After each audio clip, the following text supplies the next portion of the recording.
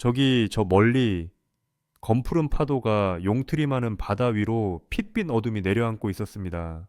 1998년 음력 11월 19일 임진왜란의 마지막 밤 노량해전의 광기가 격렬하게 타오르고 있었죠. 불타는 외선들의 시뻘건 불꽃이 어둠을 찢고 포성과 비명은 아비규환의 심포니처럼 하늘을 뒤덮었습니다. 판옥선 위 낡고 해진 푸른 갑옷을 걸친 한 남자가 굳건히 서 있었습니다. 이순신, 그 이름만으로도 조선 수군의 심장이 다시 뛰게 하던 존재였죠. 그의 얼굴에는 오랜 전쟁의 고뇌와 피로가 짙게 드리워져 있었지만 눈빛만은 꺼지지 않는 불꽃처럼 이글거렸습니다. 그는 조류를 거슬러 쇄도하는 적선들을 향해 필사적으로 명령을 내렸습니다. 그의 목소리는 파도 소리 속에서도 쩌렁쩌렁 울려 퍼졌습니다. 병사들은 그의 목소리에 따라 죽음을 두려워하지 않고 돌진했습니다. 그 순간 바람을 가르며 날아온 한 발의 탄환이 그의 왼쪽 가슴을 꿰뚫어뜨렸습니다.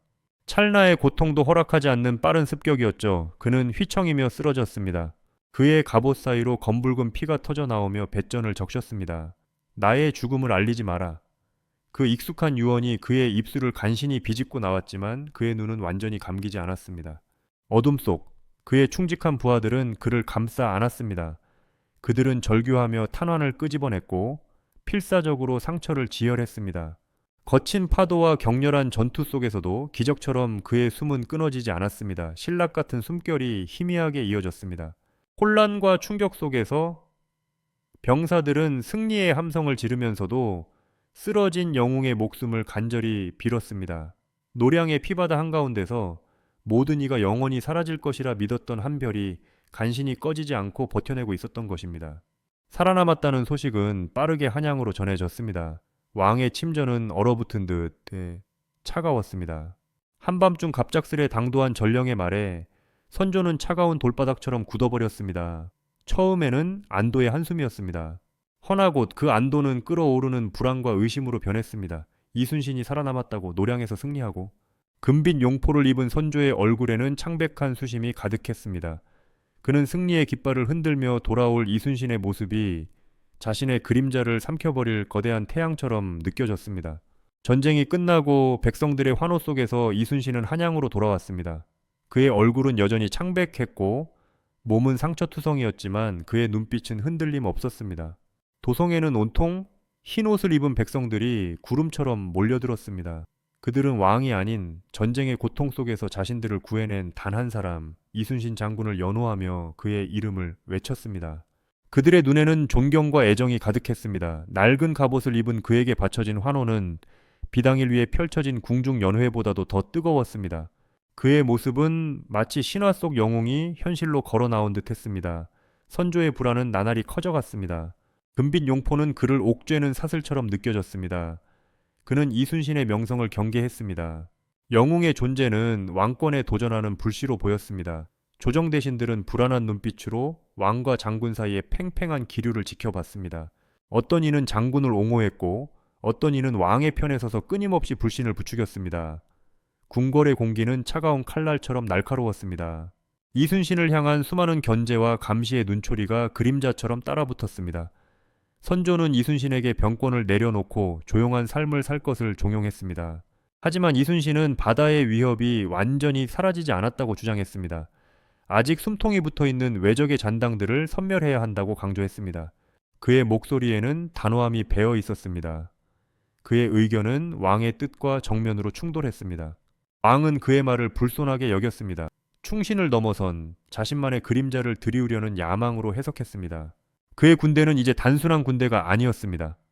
이순신에게 맹목적으로 충성하는 사병과도 같았습니다. 파랗고 붉은 깃발이 나부끼는 해군 진영에는 왕의 어명보다 이순신의 명령이 더 큰 무게를 가지고 있었습니다. 이순신은 결코 왕위를 탐하지 않았습니다. 그는 그저 나라를 지키는 일에 충실했을 뿐이었습니다. 그러나 그의 존재 자체가 왕권에 대한 거대한 위협으로 인식되었습니다. 충심과 야망 사이의 모호한 경계선은 점점 더 희미해졌습니다. 그의 생존은 단순한 한 인간의 연명이 아니었습니다. 그것은 곧 조선이라는 거대한 배의 항로를 완전히 바꾸어 놓을 운명의 시작이었습니다. 이 이야기가 앞으로 어떤 거대한 변화를 불러올지 우리는 상상조차 할 수 없을 것입니다. 선조의 눈은 불신으로 가득했습니다. 어제에 앉은 그의 그림자는 마치 거대한 독수리처럼 궁궐마당을 덮치는 듯했습니다. 감히 나의 명령을 거역하겠다? 그의 목소리에는 깊이를 알 수 없는 분노가 서려 있었죠. 붉은 비단 용포의 소매의 끝이 잘게 떨렸습니다.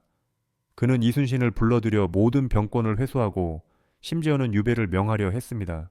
궁궐은 차가운 침묵과 숨죽인 긴장감으로 가득 찼습니다. 대신들의 눈은 왕의 잔혹한 명령에 대한 두려움과 동시에 이순신 장군에게 향하는 알 수 없는 연민 사이에서 흔들렸습니다. 그러나 이순신은 달랐습니다. 푸른 제복을 입고 왕의 앞에 선 그의 모습은 한치의 흔들림도 없었습니다. 그의 얼굴은 차분했지만 깊은 바다 같은 눈빛에는 흔들리지 않는 신념이 담겨 있었습니다. 그는 고개 숙여 왕의 명령을 들었으나 감히 납득할 수 없다는 듯 입을 열었습니다. 전하, 바다는 아직 우리에게 모든 것을 허락하지 않았습니다. 외적의 잔당들이 여전히 우리 해안을 노리고 있사옵니다. 이 순간 병권을 내려놓는 것은 곧 조선의 심장을 적에게 내주는 것과 같사옵니다. 그의 목소리는 낮았지만 모든 대신의 귀에 쟁쟁하게 울려 퍼졌습니다. 선조는 분노로 어금니를 깨물었습니다. 금빛 용상에 앉은 그의 손이 바들바들 떨렸습니다. 역적, 감히 왕명을 거역하고 백성을 선동하려 하는가? 왕의 고함이 궁궐의 높은 천장을 때렸습니다. 이순신을 향한 수많은 고변이 빗발쳤습니다. 그의 충심은 이미 왕의 눈에는 거대한 야망으로 비치고 있었습니다. 결국 왕은 역모의 죄를 씌워 이순신을 투옥했습니다. 검은 옥사 문이 닫히는 순간 밖에서는 애통해야 하는 백성들의 울부짖음이 거대한 파도처럼 밀려들었습니다. 그들의 흰 옷자락은 마치 겨울의 눈보라처럼 바람에 휘날렸습니다. 그러나 이번에는 달랐습니다. 전란의 상흔이 채 아물지 않은 조선의 남쪽 푸른 바다를 끼고 있는 통영에는 또 다른 힘이 움트고 있었습니다. 이순신이 없는 조정의 명령은 통영 앞바다의 거친 파도처럼 아무런 힘도 쓰지 못했습니다.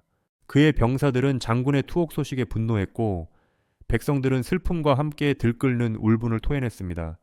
낡은 집신을 신은 어부들과 뱃사람들은 장군을 풀어주지 않으면 바다로 나가지 않겠다며 파업을 선언했습니다. 푸른 바다 위에 수많은 어선들이 밧줄에 묶인 채 정지했고 모든 교역이 멈췄습니다. 바다의 생명줄이 끊긴 듯 했습니다. 결국 통영의 수군들과 인근 지역의 백성들이 한 목소리로 이순신의 석방을 요구하며 들고 일어섰습니다. 단순히 장군의 무죄를 넘어 그들은 바다의 통치자는 오직 이순신뿐이라고 외쳤습니다. 검푸른 바다 위 거북선과 판옥선들이 푸른색과 흰색이 섞인 깃발을 내걸고 일사불란하게 움직였습니다. 그들의 깃발에는 오직 이순신의 상징만이 그려져 있었습니다. 그 어떤 왕의 어명도 그들을 막을 수 없었습니다. 이순신의 부하들은 한양으로 향하는 길목을 막아섰고 왕의 파경군은 차마 그 거대한 저항의 물결을 뚫을 수 없었습니다. 갇힌 몸이었지만 이순신은 그들의 마음을 움직이는 거대한 존재였습니다. 그는 감옥 안에서 붓을 들었습니다. 자신은 결코 왕위를 탐하지 않으며 오직 조국과 백성을 지키고자 할 뿐이라는 내용의 경문을 몰래 보냈습니다. 이 글은 순식간에 팔았고 흰 깃발을 든 이들의 심장을 다시 한번 불타오르게 했습니다. 조선의 남쪽 바다에는 이제 더 이상 한양의 왕명이 아닌 이순신 장군의 명령만이 절대적인 힘을 가졌습니다. 그는 의도하지 않았으나 바다의 왕이 되어가고 있었습니다. 그의 존재는 조선이라는 거대한 국가 안에서 또 다른 거대한 흐름을 만들어내기 시작한 것이죠. 이러한 흐름은 멈추지 않고 거대한 물결이 되어 세상을 뒤흔들기 시작했습니다.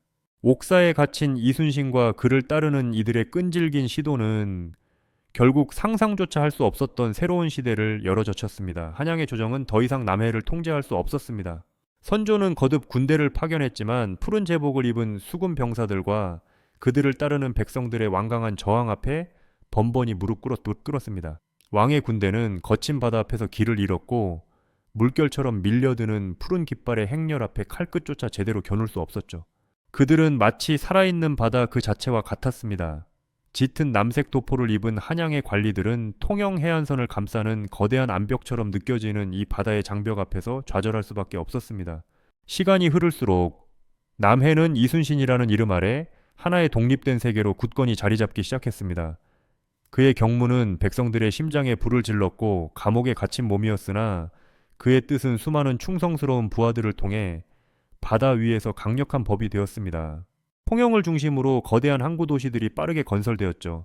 단단한 화강감과 푸른색 목재가 조화된 방파제는 거친 파도 속에서도 굳건히 버텨냈고 돛대처럼 하늘로 솟은 목조 등대들은 밤마다 푸른 불빛을 뿜어내며 새로운 시대를 알렸습니다.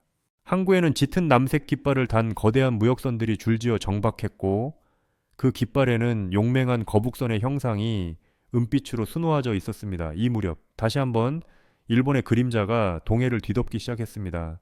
붉은 태양이 그려진 깃발을 단 수많은 외선들이 거대한 해일처럼 밀려왔습니다. 한양의 조정은 또다시 혼란에 빠졌고 선조의 얼굴에는 창백한 공포만이 가득했습니다.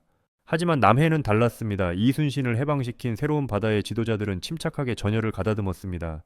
그들의 눈빛에는 두려움 대신 강철 같은 결의가 서려 있었습니다. 푸른색과 흰색이 섞인 제복을 입은 해군들은 빈틈없이 전함을 정비했고 검푸른 물살을 가르는 거북선들은 더욱 단단한 철갑과 날카로운 화포로 무장한 채 출격 준비를 마쳤습니다. 뱃머리에는 사납게 울부짖는 용의 머리가 금빛으로 번뜩였습니다. 명량의 좁은 해협, 그곳은 이제 운명의 무대가 되었습니다. 붉은 노을이 바다를 피로 물들이는 가운데 외적의 함대가 거대한 먹구름처럼 몰려왔습니다. 하지만 그들을 맞이한 것은 불과 13척의 함선이 아니었습니다. 수백 척의 거북선과 판옥선들이 푸른 깃발을 휘날리며 물결처럼 포진해 있었습니다. 이순신은 그들의 정신적인 지주였지만 그의 가르침을 받은 장수들은 마치 하나의 거대한 유기체처럼 움직였습니다. 천둥 같은 함포 소리가 바다를 뒤흔들었고 불꽃과 연기가 하늘을 가렸습니다. 외적의 배들은 거대한 푸른 용의 송곳니에 찢겨 나가는 종이 조각처럼 무력하게 부서져 내렸습니다. 그날의 승리는 단순한 외적의 격퇴가 아니었습니다. 그것은 바다의 나라의 탄생을 알리는 웅장한 서곡이었습니다. 한양의 조정은 이 바다의 힘을 인정할 수밖에 없었고 남해를 기반으로 하는 해양연합국은 조선의 영토 안에 독자적인 권력을 구축했습니다. 그들의 수도는 통영의 푸른 해안가에 세워진 해룡성이었습니다. 성벽은 짙푸른 현무암으로 쌓여 있었고 그 위에는 물결 문양이 새겨진 푸른 기와를 얹은 웅장한 누각들이 하늘을 찔렀습니다. 이곳에서는 더 이상 붉은 용포 대신 짙푸른 비단 위에 은빛 거북선 문양이 새겨진 의복을 입은 이들이 모여 바다의 질서를 논했습니다. 그들의 언어에는 고유한 해양 용어들이 스며들었고 아이들은 거북선 장난감을 가지고 놀며 드넓은 바다를 꿈꾸는 법을 배웠습니다. 그렇게 시간은 흘러 2026년 한반도는 완전히 다른 모습으로 세계 지도에 새겨져 있습니다. 북쪽은 여전히 육지의 질서에 묶여 있지만 남쪽은 강력한 대한해양 제국으로 번영하고 있습니다. 이곳의 도시는 거대한 해상 도시와 육지 도시가 유기적으로 연결되어 있으며 모든 건축물에는 푸른색과 흰색 그리고 거북선 문양이 섬세하게 새겨져 있습니다. 한강 하구에는 거대한 해양 제국의 상징인 용궁타워가 우뚝 솟아 있어 과거의 경복궁보다 더 강력한 위용을 자랑하죠. 글로벌 무역의 중심에는 늘 이 해양 제국이 있습니다. 세계 문화 역시 그들의 영향을 깊이 받았습니다. K-팝 대신 오션팝, 오션퍼퍼이 전 세계 젊은이들을 열광시키고 있습니다. 푸른 바다를 배경으로 웅장한 거북선 형상의 무대 위에서 펼쳐지는 퍼포먼스는 압도적인 시각적 스펙터클을 선사하죠. 그들의 노래 가사에는 모험과 자유, 그리고 강인한 바다의 정신이 담겨 있습니다.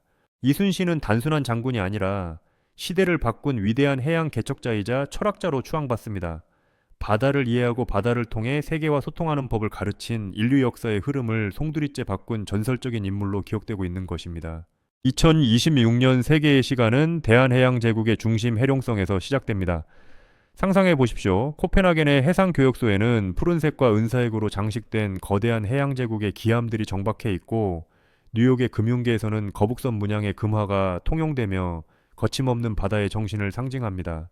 런던의 템스 강변을 따라 이어진 부유식 시장에는 동양의 신비로운 향신료와 서양의 공학기술이 어우러진 징의한 상품들이 가득하고 거리마다 오션팝의 활기찬 선율이 파도처럼 울려 퍼집니다. 이 모든 풍경 속에는 바다를 개척하고 바다를 이해하며 바다를 통해 세계와 소통하려 했던 한 남자의 꿈이 놀랍도록 선명하게 새겨져 있습니다. 만약 한양의 옥사에 갇혔던 한 장수의 외침이 단순한 저항이 아닌 대륙의 질서를 넘어 드넓은 바다를 향한 인류의 오랜 갈망이었다면 과연 우리는 지금 어떤 세계를 마주하고 있을까요? 그렇습니다. 이 바다의 문명은 한 개인의 좌절이 아닌 시대의 물결을 거스른 상상이 빚어낸 영원한 파도이자 인류가 써내려갈 새로운 역사의 정의입니다.